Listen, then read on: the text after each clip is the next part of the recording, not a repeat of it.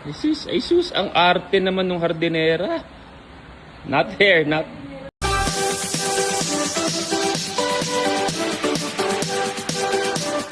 Hello at welcome back sa aking channel. Luis Manzano komento sa anak niyang nagdidilig ng mga halaman.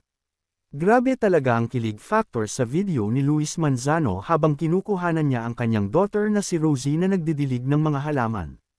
Ang sweetness moment na ito ay lalo pang tumatak sa puso ng viewers dahil sa cute niyang caption, medyo cute ng bagong hardinera, nag-dress pa para magdilig, mahal ko na siya agad.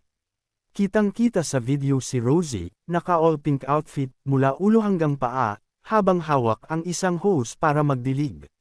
Parang maliit na little gardener na sobrang dedicated sa kanyang trabaho. Bukod sa pagiging adorable, nakakatouch din ang pagmamahal at pride ni Luis bilang daddy, na halatang natuwa sa maliit na efforts ni Rosie. Narito at ating panoorin ang cute na video ni Rosie pero bago yan maaari po kayong mag-subscribe para updated sa iba pang kaganapan. Ay sus, ang arte naman ng hardinera. Not here, not... Not there, Peanut, not there. Sa halaman, sa halaman.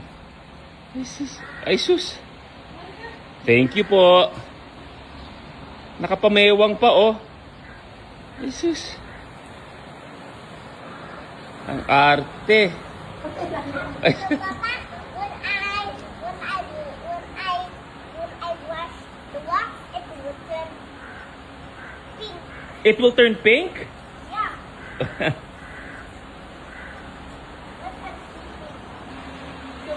Wow, ang cute naman ng hardinera namin. Maraming salamat po. Yung hardinera namin nag-dress pa para magdilig, oh. Ay sus. Ang ganda naman. Love you.